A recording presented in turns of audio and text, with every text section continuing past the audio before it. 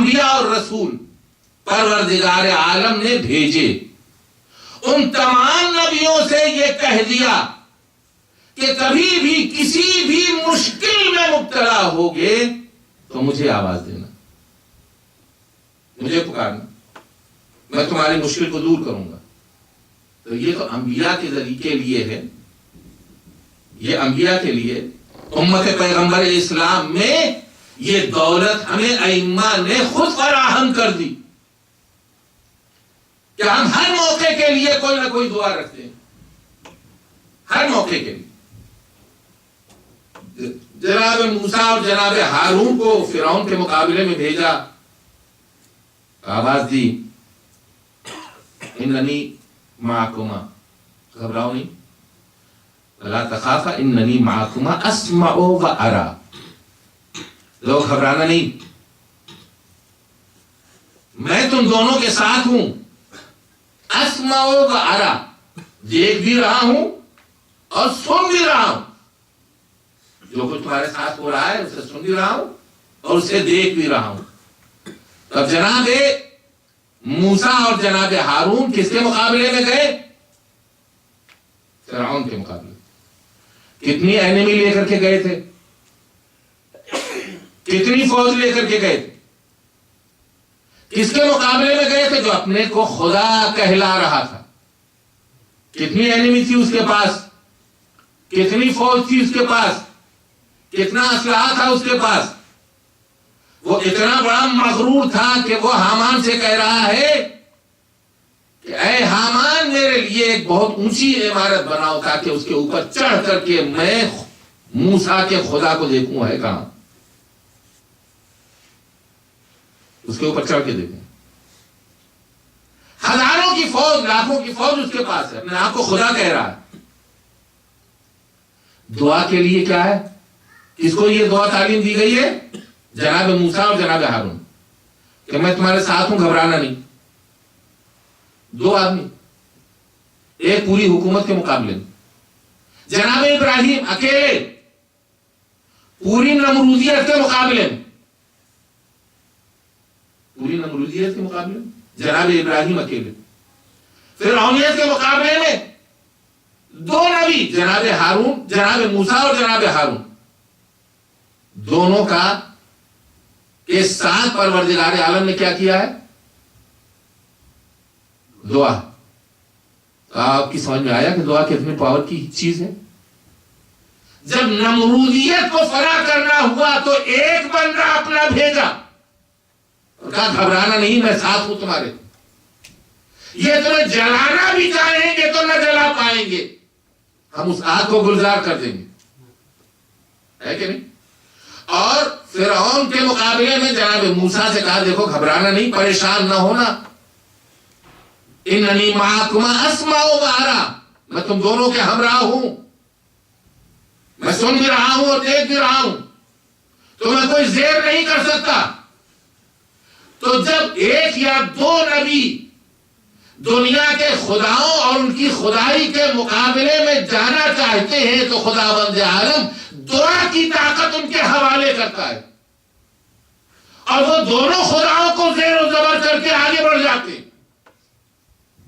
تو اب اگر وہ دعا پروردگار عالم نے اہل بیت کے ذریعے ہمیں عطا کی ہو اور ہم سے کہا ہو کہ تم ہر موقع کے اوپر جب بھی کوئی مشکل پیش آئے دعا کرو اور دعا اپنی زبان کے اوپر جاری کرو، تو ہم دعا کرنے والے اپنے آپ کو کمزور کیوں محسوس کرتے؟ جس نے ابراہیم کو دعا کے ساتھ طاقت دے دی، موسیٰ اور ہارون کو قوت اور توانائی عطا کر دی دعا کے ذریعے، کیا وہ ہمیں طاقت اور قوت نہیں عطا کر سکتا؟ شرط یہ ہے کہ ہمیں ایمان کے اعتبار سے ابراہیم بننا پڑے گا، شرط یہ ہے کہ ہمیں موسیٰ اور ہارون بننا پڑے گا۔ تو اب اگر موسیٰ اور ہارون بننا ہے یا ابراہیم بننا ہے تو کسی فخر ابراہیم سے اپنے آپ کو جوڑنا پڑے گا، اور اس فخر ابراہیم کا نام سوائے علی ابن ابی طالب کے کوئی اور نہیں ہے۔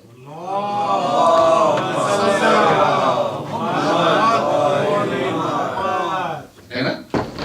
ہم علی کو لے لیں ساتھ میں، ہم محمد عربی کو ساتھ میں لے لیں، ہم حضرت زہرا کو ساتھ میں لے لیں، ہم امام حسن کو ساتھ میں لے لیں، ہم امام حسین کو ساتھ میں لے لیں.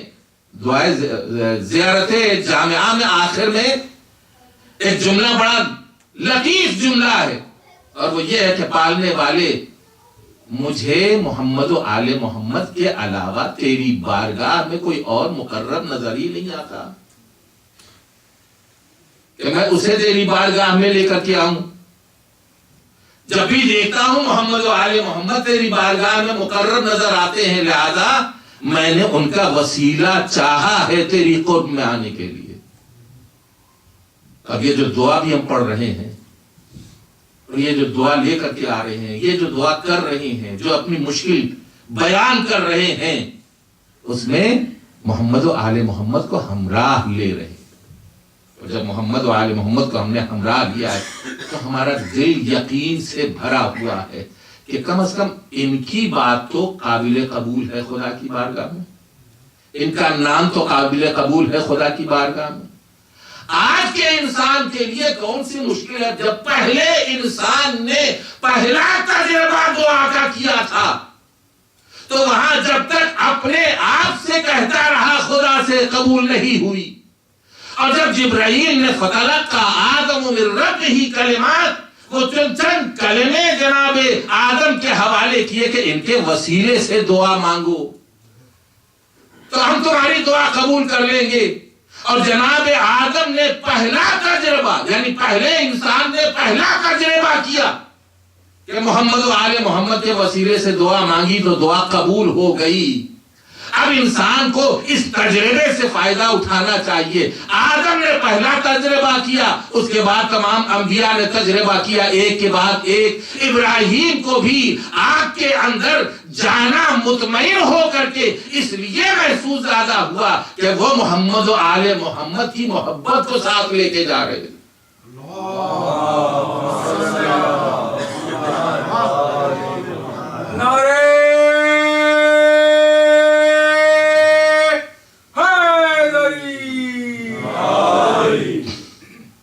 ہر نبی نے اپنے لیے دعا کی. ہم نے کل ایک بات کہی آپ کی خدمت میں، تو دعا لا الہ الا انت سبحانک انی کنت من الظالمین پڑھیے.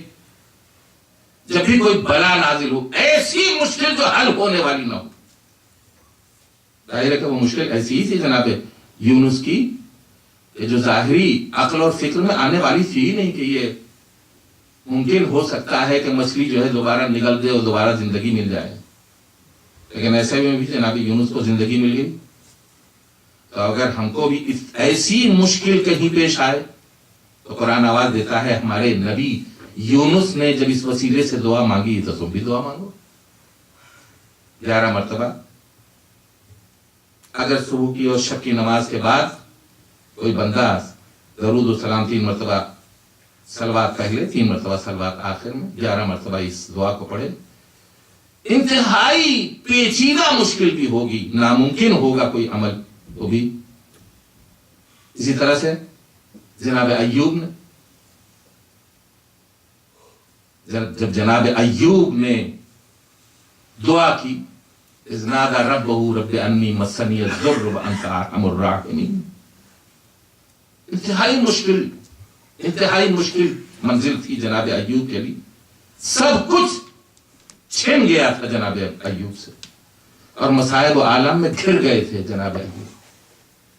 خدا کو پکارا، اور جب خدا کو پکارا تو پروردگار عالم فاستجبنا لہو. تو اس والے میں بھی جناب یونس کی دعا میں بھی یہ ہے کہ فاستجبنا لہو وَنَجَّيْنَاهُ مِنَ الْغَمِّ وَكَذَلِكَ نُنْجِي الْمُؤْمِنِينَ. یہ ایک بشارت آپ کے لیے بھی، اور وہ یہ کہ یہ دعا جو جناب یونس نے پڑھی تھی، جس کو ذکر یونسیہ کہتے ہیں، اس دعا میں پروردگار عالم نے یہ کہا فاستجبنا لہو، اور ہم نے یونس کے لیے یہ دعا قبول کر لی. وَنَجَّيْنَاهُ مِنَ الْغَمِّ، اور انہیں پریشانی سے نجات دے دی. اس کے بعد کا جملہ جو ہے وہ آپ کے لیے وَكَذَلِكَ نُنْجِي الْمُؤْمِنِينَ، اور اسی طرح ہم تمام مومنین کو نجات دیا کرتے ہیں. یہ دروازہ آپ کے لیے کھلا ہے. یہ دروازہ آپ کے لیے کھلا ہے. اولاد نہیں ہے، جناب زکریا کی دعا پڑھیے. تو جناب زکریا کی دعا جو ہے وہ بہت ہی واضح دعا ہے، قرآن کریم کے اندر لکھی ہوئی ہے.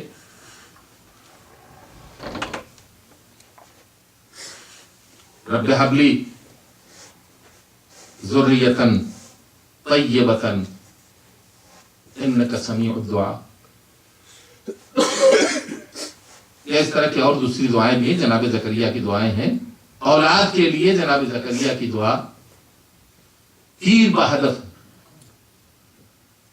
قرآن کریم دعاؤں کا مجموعہ نہیں ہے، لیکن انبیاء نے ہمیں یہ تعلیم دی ہے کہ اگر ان جملوں کے ذریعے کوئی پریشانی میں مبتلا انسان خدا کی بارگاہ میں واسطہ محمد و آل محمد کا دے کے ہم سے طلب کرتا ہے تو ہم ان کلمات کے ذریعے اس کی دعائیں قبول کرتے ہیں. ان کلمات کے ذریعے اس کی دعائیں قبول کرتے ہیں. آج ہم شیعوں کے یہاں ایسے حالات ہیں، پاکستان جیسے ملک میں، عراق جیسے ملک میں، اور بہت سے ممالک ایسے ہیں کہ جہاں ہمارا شکار کیا جاتا ہے، ٹارگٹ کلنگ کی جاتی ہے، شکار کیا جاتا ہے. ہمارے لیے قرآن کریم نے ایک بہت ہی اچھا بہترین نسخہ بیان کیا ہے. اور وہ کیا بیان کیا ہے؟ آپ نے دیکھا ہوگا، واقعہ آپ کے سامنے ہے، واقعہ سن لیجئے، اس کے بعد پھر اس کے ذہن میں جو آیت آتی ہے وہ آپ اپنے ذہن کے اندر رکھیے اور ہمیشہ اس سے فائدہ اٹھائیے. شب ہجرت ہے، مولا پیغمبر کے بستر کے اوپر آرام کرنے کے حکم دیا ہے پیغمبر نے کہ آج کی شب میرے بستر کے اوپر سو جاؤ. امیر المومنین پیغمبر کے بستر کے اوپر سو گئے. پیغمبر اسلام اپنے گھر سے نکلے، ریگ، ظاہر ہے کہ ریگستان میں ریگ ہوتی ہے، ریگ اٹھائی زمین سے اور ایک آیے کریمہ آپ نے اپنے دہن مبارک سے پڑھ کے اس کے اوپر پھونکی. وہ کیا ہے؟ وَجَعَلْنَا مِن بَيْنِ أَيْدِيهِمْ سَدًّا وَمِن خَلْفِهِمْ سَدًّا فَأَغْشَيْنَاهُمْ فَهُمْ لَا يُبْصِرُونَ. اور ہم نے ان کے داہنی من بین ایدیہم سدًا، ان کے ہاتھوں کی طرف سے ایک دیوار کھڑی کر دی. وجعلنا من بین ایدیہم سدًا ومن خلفہم سدًا، سامنے سے دیوار کھڑی کر دی، پیچھے سے دیوار کھڑی کر دی. پیغمبر کے سامنے بھی دیوار کھڑی کر دی. یہ کون سی دیوار تھی؟ کون سی دیوار تھی؟ اس کا مطلب یہ ہے کہ پروردگار عالم کبھی ہم سے کہتا ہے کہ مٹی کی دیوار بناؤ، اور کبھی خداوند عالم دعا کے ذریعے دیوار بناتا ہے کہ انسان دیکھ نہیں پاتا. انسان دیکھ نہیں پاتا. تو اب یہاں رک کر کے یہ بات عرض کرنا چاہتا ہوں کہ وہ 80 نگاہ 80 آنکھیں تھیں جو دیکھ رہی تھی پیغمبر کو اور نہیں دیکھ پائیں. تو جب پہلے محمد کو خدا کی مرضی نہیں تھی اور مشرکین دیکھ نہ پائے، تو اگر آخری محمد کو لوگ نہیں دیکھ پا رہے ہیں تو اس میں تعجب کی کیا بات ہے؟ صلاۃ پڑھیں محمد و آل محمد. اللہم صلی علی محمد علی محمد. آگے بھی دیوار کھڑی کر دی، پیچھے بھی دیوار کھڑی کر دی. وجعلنا من بین ایدیہم سدًا ومن خلفہم سدًا فاغشیناہم، انہوں نے ڈھانپ دیا. فہم لا یبصرون، اور وہ نہیں دیکھ رہے، دیکھ نہیں رہے. پیغمبر جا رہے ہیں نہیں دیکھ رہے، پیغمبر چل رہے ہیں نہیں دیکھ رہے، پیغمبر گھر سے نکلے کب نکلے نہیں دکھائی دیے، پیغمبر کب آگے بڑھ گئے نہیں دیکھا. ان لوگ 80 نگاہیں تھی جو گھور گھور کے دیکھ رہی تھی لیکن دکھائی نہیں دے رہے تھے. تو جب یہ 80 افراد 40 افراد نہیں دیکھ پا رہے تھے تو اس کا مطلب یہ ہے کہ خداوند عالم جسے دکھانا چاہتا ہے دکھا دیتا ہے، اور جسے مخفی رکھنا چاہتا ہے مخفی رکھتا ہے. صلوات پڑھیں محمد و آل محمد. اللہم صلی علی محمد علی محمد. ہمیں کوشش یہ کرنی چاہیے. اچھا، دعا کے سلسلے میں ہمارے بعض بچے، ہماری بعض خواتین، ان کا مزاج جو ہے وہ کچھ ایسا عجیب سا ہوتا ہے کہ وہ بد دعا کرتے ہیں خدا سے. خداوند عالم نے دعا کرنے کا حکم دیا ہے، بد دعا کرنے کا عام لوگوں کو، مومنین اور مومنات کے حق میں بد دعا کرنے کا حکم نہیں دیا ہے. وہ ہمسایہ ہے، اس سے کوئی اختلاف ہو گیا، لڑائی ہو گئی، تو اب ان کے خلاف دعا کی جا رہی ہے. خلاف دعا یعنی بد دعا، کہ ان کے ہاں پتہ نہیں کیا ہو جائے، ان کے ہاں پتہ نہیں کیا ہو جائے. جن سے جلن ہے دل میں، ان کے خلاف بد دعا کی جا رہی ہے. پروردگار عالم بد دعا قبول نہیں کرتا. پروردگار عالم چونکہ رحمت ہے، لہذا رحمت کے سائے میں دعا قبول کرتا ہے. لہذا کوشش یہ کرنی چاہیے کہ اگر کوئی ایسا ہو کہ جو انسانیت کی بنیاد کے اوپر مشکل میں مبتلا ہو، اور ممکن ہے کہ آپ کا دل اس سے دکھا ہوا ہو، لیکن آپ اس دکھے ہوئے دل کے باوجود اس کے حق میں، اس کی پریشانی کے دور کرنے کے لیے دعا کیجیے. دعا آپ کیجیے گا، خداوند عالم آپ کے حسنات میں لکھے گا، آپ کے حسنات میں، آپ کے نامہ اعمال میں نیکیاں لکھے گا. تو اب یہ دعا جو ہے، یہ پکارنا، اس کو دو طرح سے کہا جاتا ہے. اب یہ کہ ہم سے جو کہا جاتا ہے کہ اہل بیت کو پکارو دعا کی قبولیت کے لیے، تو یہ ہم کو نسخہ کہاں سے ملا کہ ہم اہل بیت کو پکاریں دعا کی قبولیت کے لیے؟ ہمیں کہیں اور سے نسخہ نہیں ملا. خود پیغمبر اکرم صلی اللہ علیہ وآلہ وسلم نے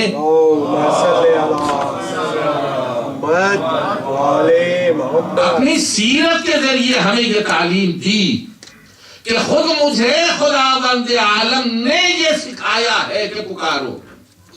میں نے فتح خیبر کے لیے خدا سے دعا مانگی، خداوند عالم نے حکم دیا ناد علی.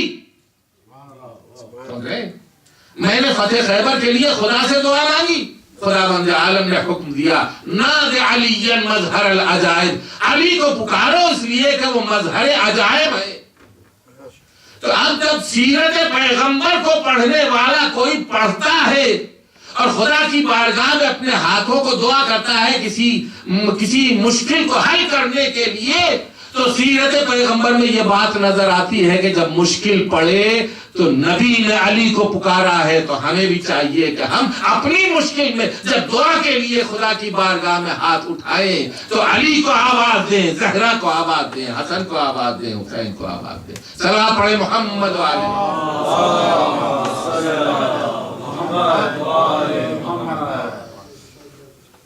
اس سے زیادہ آپ حضرات کو زحمت نہیں دینا چاہتا، اس لیے کہ تقریباً 45 منٹ ہو گئے اور آپ حضرات نے بڑی گویا تحمل سے میری یہ گفتگو سنی ہے. اہل بیت نے ہر موقع کے اوپر، ہر موقع کے لیے دعا کی. ابھی ہمارے بزرگوار یہ پوچھ رہے تھے کہ آخر کیا بات ہوئی کہ جب شام اور روم کے لیے خلافت کے دوران فوجیں جا رہی تھیں تو امیر المؤمنین کا موقف اس سلسلے میں کیا تھا؟ ہم نے بتایا کہ امیر المؤمنین کا موقف اس سلسلے میں یہی تھا. ان سے گفتگو ہو گئی اور آپ کی خدمت میں اس لیے پیش کر رہا ہوں تاکہ یہ معلوماتی چیز ہے. امیر المؤمنین نے حکومت اسلامی کی حمایت کی ہے تحفظ اسلام کے لیے، تحفظ اسلام کے لیے.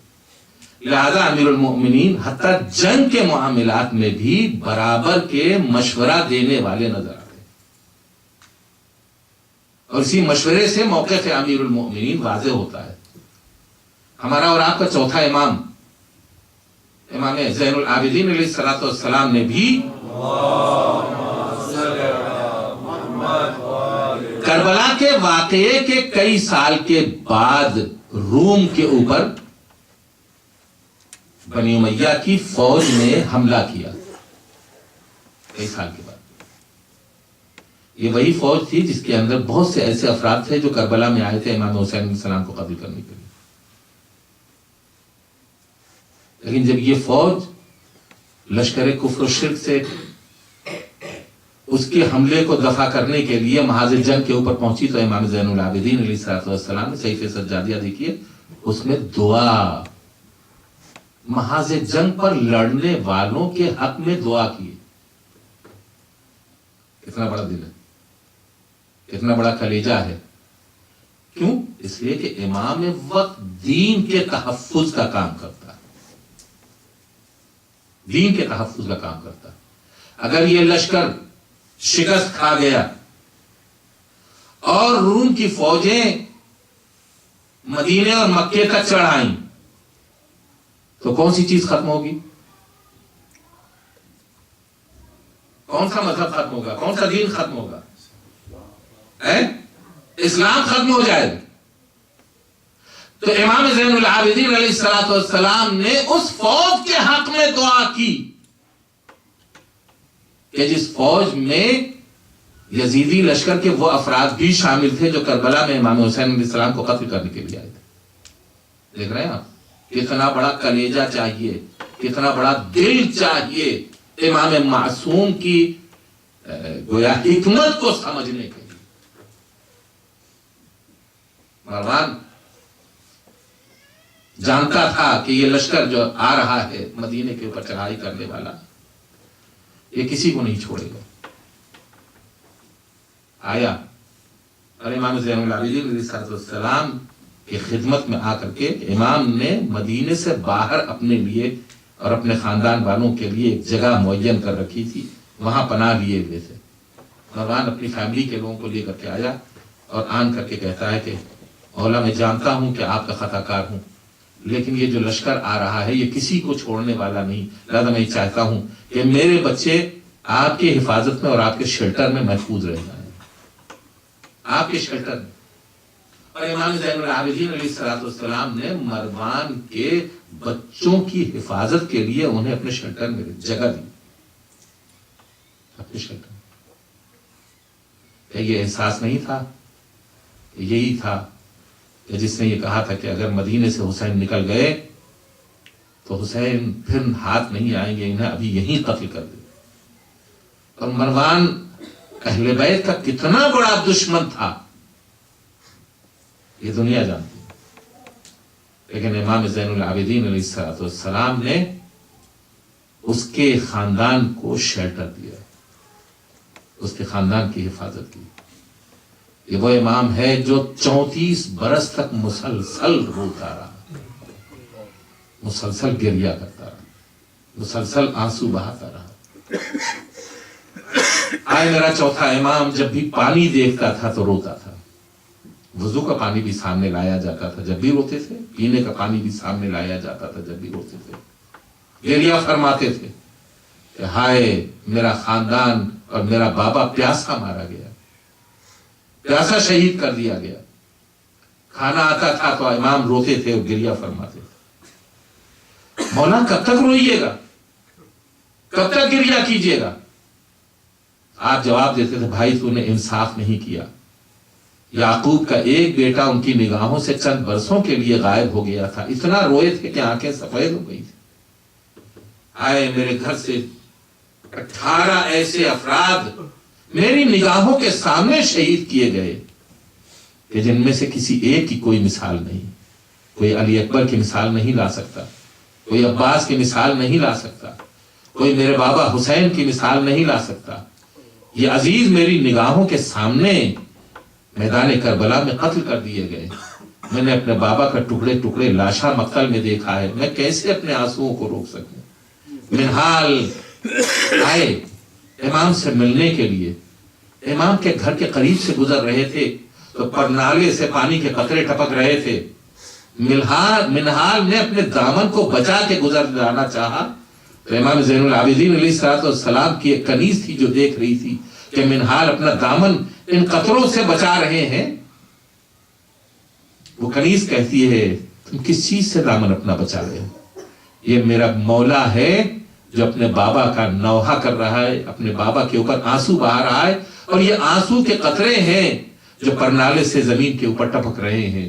منہال، تم یہ کیا کر رہے ہو؟ ان آنسوؤں سے اپنے دامن کو بچا رہے ہو۔ منہال امام کی خدمت میں آتے ہیں، آپ کو تعزیت دیتے، آپ کو تسلیت دیتے، اور اس کے بعد پوچھتے ہیں مولا سارا زمانہ، جتنے بھی عرصے آپ اس قید و بند میں رہے ہیں کربلا سے لے کر کے شام تک، یہ بتائیے سب سے زیادہ مصیبت آپ کے اوپر کہاں پڑی؟ سب سے زیادہ مصائب آپ کے اوپر کہاں پڑے؟ تو امام نے سر جھکا کے کہا الشام، الشام، الشام۔ شام وہ جگہ تھی کہ جہاں سب سے زیادہ میرے اوپر مصیبت پڑی۔ کہا مولا کربلا میں تو آپ کا بھرا گھر لٹ گیا، آپ کا بھرا گھر جو ہے وہ تہہ تیغ کر دیا گیا۔ کہا شہادت تو ہمارے لیے فضیلت ہے، لیکن کسی غیرتدار کے دل سے پوچھو کہ وہ اپنی ماؤں، پھوپھیوں اور بہنوں کو بے کجاوا اونٹوں کے اوپر سوار کربلا سے کوفہ اور کوفے سے شام تک اس طرح سے لے کر کے جا رہا ہو کہ منادی یہ پکار پکار کے کہہ رہا ہو ہذہ سبایا من بنات رسول اللہ، یہ علی و فاطمہ کے گھرانے کی بہو بیٹیاں ہیں، تماشا دیکھنے والوں آؤ تماشا دیکھو، پیغمبر کے گھرانے کی بہو بیٹیاں بے مقنع چادر بازاروں میں لائی جا رہی ہیں۔ اللہ، یہ منظر نہ معلوم امام زین العابدین علیہ السلام نے کس طرح برداشت کیا ہوگا، اور کس طرح سے اپنے آپ کو صبر سے ہمکنار کیا ہوگا، کس طرح صبر کیا ہوگا اس منظر کے اوپر۔ یہی وجہ ہے کہ مدینے میں آنے کے بعد امام زین العابدین علیہ السلام مسلسل روتے رہے اور کبھی بھی کسی خوشی میں شرکت نہیں کی۔ ایک شخص امام کی خدمت میں آتا ہے اور کہتا ہے میری بیٹی کی شادی ہے، میں چاہتا ہوں کہ آپ اس کے اندر شریک ہو جائیں۔ امام کا پوری زندگی میں یہ مقصد تھا کہ عزائے حسین کو کس طرح سے فروغ دیا جائے۔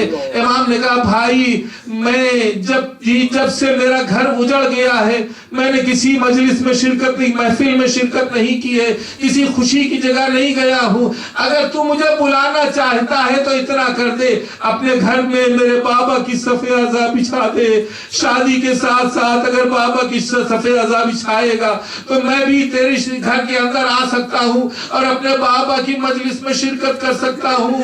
امام کے اس وفادار نے آواز دی مولا میں آپ کے بابا کی صف عزا اسی شادی کے دن بچھاؤں گا۔ اس نے صف عزا بچھائی، فرش ماتم بچھایا اور مولا کا انتظار کرنے لگا۔ لوگ آنے لگے، فرش عزا کے اوپر بیٹھنے لگے۔ جب دیر ہوئی تو اس نے خطیب سے کہا جاؤ جا کر کے غم حسین میں مرثیہ پڑھو، جاؤ جا کر کے غم حسین میں مسائل پڑھو۔ وہ مسائل پڑھنے والا مسائل پڑھ رہا تھا، بانی مجلس بار بار دیکھے جا رہا تھا راستے کی طرف، مولا نظر تو نہیں آئے لیکن تھوڑی دیر میں اس کی نگاہ جو وہاں پڑی کہ جہاں آنے والوں نے اپنے اپنے جوتے اتار کے رکھے تھے، دیکھا ہمارا اور آپ کا امام وہاں ایک خدمت انجام دے رہا ہے۔ ارے آنے والوں کے لیے رونے والوں کے لیے جوتے جو وہاں اکٹھا کر رکھے تھے ان سب کی جوتیاں سیدھی کر رہا تھا، دوڑا ہوا آیا، قدموں سے لپٹ گیا، اے مولا ارے آپ کا یہ کام نہیں ہے، ہم یہ خدمت انجام دیں گے، چلیے ممبر کے نیچے آپ بیٹھیے۔ ایک مرتبہ سید سجاد نے آواز دی اے بھائی ارے میں وہاں کیسے جا سکتا ہوں، وہاں میری جدہ ماجدہ فاطمہ زہرا بیٹھی ہے، وہاں میرے دادا علی مرتضی بیٹھے ہیں، وہاں میرے نانا محمد مصطفیٰ بیٹھے ہیں، وہاں میرے چچا حسن مجتبیٰ بیٹھے ہوئے ماتم کر رہے ہیں، گریہ و بکا کر رہے ہیں، میں اپنے بابا کے ماتم داروں کی خدمت انجام دے رہا ہوں۔ سَيَعْلَمُ الَّذِينَ ظَلَمُوا أَيَّ مُنْقَلَبٍ يَنْقَلِبُونَ۔ الہی بحق الزہرا و ابیہا و بعلہا و بنیہا والسر المستودع فیہا بعدد ما حاط به علم۔ پروردگارہ بحق محمد و آل محمد، پروردگارہ ہماری اس عبادت کو قبول فرما، پروردگارہ ہمیں نیک اعمال کی توفیق کرا، برے اعمال سے ہمیں محفوظ رکھ، پروردگارہ بحق محمد و آل محمد شیعان حیدر کرار جہاں جہاں بھی ہوں ان کی جان و مال و عزت و آبرو کی حفاظت فرما، پروردگارہ بحق محمد و آل محمد مزارات مقدسہ کی تمام بلیات ارضی و سماوی سے حفاظت فرما، پروردگارہ ایام 40 نزدیک ہیں. یقیناً دنیا کفر و الحاد اور دنیا نفاق زیارت 40 میں رکھنا پیدا کرنے والی ہے. پروردگارہ تمام زائرین کو اپنے حفظ و امان میں رکھ. پروردگارہ بحق محمد و آل محمد تمام باعمل علماء اعلام اور مراد اعظام کو اپنے حفظ